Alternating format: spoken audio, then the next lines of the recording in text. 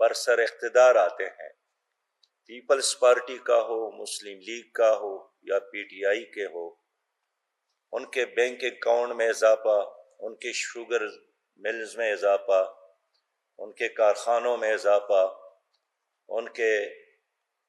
باہر ممالک میں جائیدادوں میں اضافہ ہوتا ہے، لیکن عوام کی حالت میں کوئی تبدیلی نہیں آتی ہے۔ اور سچی بات تو یہ ہے کہ پیپلز پارٹی، مسلم لیگ اور پی ٹی آئی ایک ہی گملے کے 3 پودے ہیں، جن کا مالی بھی ایک ہے، کھاد بھی ایک ہے اور پانی بھی ایک ہے، لیکن اتنا فرق ہے کہ پی ٹی آئی کے اس حکومت میں ملک کے تمام کرپٹ عناصر اور نااہل عناصر کو جمع کیا گیا ہے جو اس وقت ہمارے ملک پر مسلط ہے۔ ان تینوں پارٹیوں کے آپس کے اختلافات بالکل مصنوعی ہیں، یہ ہوائی فائرنگ ہے، اور ان کے درمیان میکس بل جو میچ ہے بالکل فکس ہے، اور ان کی لڑائی ذات کے لیے ہے، اپنے مفادات کے لیے ہے۔ ڈے ون سے ان کے درمیان اختلافات عوام کے لیے نہیں ہے، اور یہی وجہ ہے کہ آج یہ اندازہ کرنا مشکل ہے کہ ان 3 سالوں میں زیادہ نقصان ڈینگی اور وائرس کی وبا سے ہوئی ہے یا زیادہ اموات اور نقصان پی ٹی آئی کی حکومت سے۔ لیکن یہ بات بالکل ثابت ہے کہ ان تینوں پارٹیوں نے ایک ملک کو ریورس گیئر لگایا ہے اور نااہلی اور کرپشن کے نئے نئے ریکارڈز انہوں نے قائم کی ہے۔ آپ کو معلوم ہے کہ پی پی کو ورثے میں، پیپلز پارٹی کی حکومت کو ورثے میں 4.1% جی ڈی پی ملا تھا اور 3.6 پر ختم ہوا۔ اس طرح مسلم لیگ کے دور میں بھی بیرونی قرضے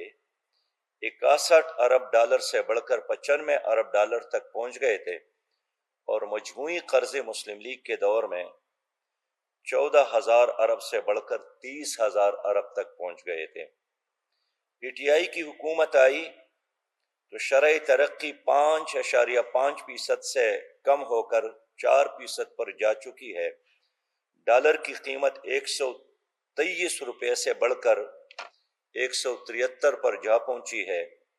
اور بیرونی قرضوں میں گزشتہ 38 ماہ کے دوران 27 ارب ڈالر کا اضافہ ہوا، جبکہ کل قومی قرضہ 30,000 ارب سے بڑھ کر 48,000 ارب تک پہنچ گیا ہے۔ آپ اندازہ کریں، پٹرول کی قیمت 95 روپے فی لیٹر سے بڑھ کر اب 138 روپیہ فی لیٹر تک پہنچ گئی ہے۔ بجلی کی فی یونٹ قیمت میں اضافہ 5.5 روپے سے زیادہ ہوا ہے، اور اس طرح تجارتی خسارے میں بھی اضافہ ہوا ہے۔ تحریک انصاف کی حکومت میں مہنگائی کی بھرمار ہو گئی ہے، اور اس طرح میرے انتہائی پیارے بھائیوں، میں آسانی کے ساتھ کہہ سکتا ہوں کہ اس وقت ہمارے ملک پر پی ٹی آئی کی نہیں، آئی ایم ایف کی حکمرانی ہے، اور وہ جس طرح روز طے کرتے ہیں وہی ہوتا ہے۔ اور جناب وزیر اعظم صاحب کی بات یہ بھی صحیح ہے کہ مجھے خود بھی پتہ نہیں چلتا ہے، اور ڈالر کی قیمت کے بارے میں اور روپیہ کی بے قدری کے بارے میں بھی مجھے ٹی وی ہی سے اندازہ ہوتا ہے۔ اس بات کی علامت ہے کہ ہماری حکومت انتہائی غیر سنجیدہ حکومت ہے اور کوئی والی وارث نہیں ہے، اور خود یہاں آئی ایم ایف کے ساتھ ساتھ مافیاز کی حکمرانی ہے۔ موجودہ حکومت میں چینی کا بحران آیا، اور اسکینڈل کی جب انکوائری کی گئی تو پتہ چلا کہ اس پوری کیل میں جناب وزیر اعظم صاحب کا دستے کیا ہوتا ہے دستے راست شامل ہے، بلکہ میں کہوں کہ یار غار شامل تھا۔ اور صرف وہ اکیلا نہیں تھا، جتنا بھی پی ٹی آئی کے باقی دوست ہیں وہ سارے آٹیا بحران میں بھی وہی لوگ تھے، چینی بحران میں بھی وہی لوگ تھے، ڈرگ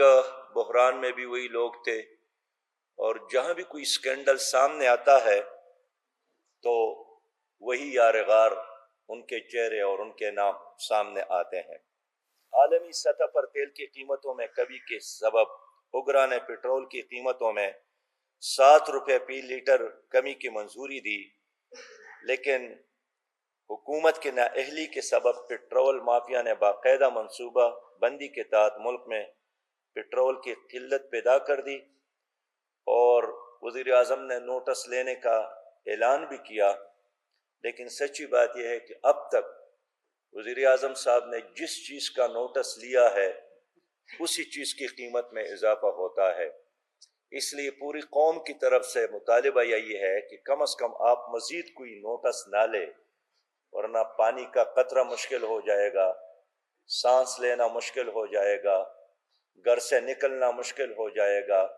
ابھی پنڈورا پیپرز سامنے آیا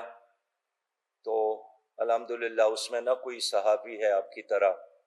نہ کوئی ٹیکسی ڈرائیور ہے، نہ کوئی ہماری طرح عام سیاسی ورکر ہے۔ ماشاءاللہ اس میں بھی اگر کسی کا نام ہے تو وہ پی ٹی آئی کے اپنے شہزادوں کے نام ہے۔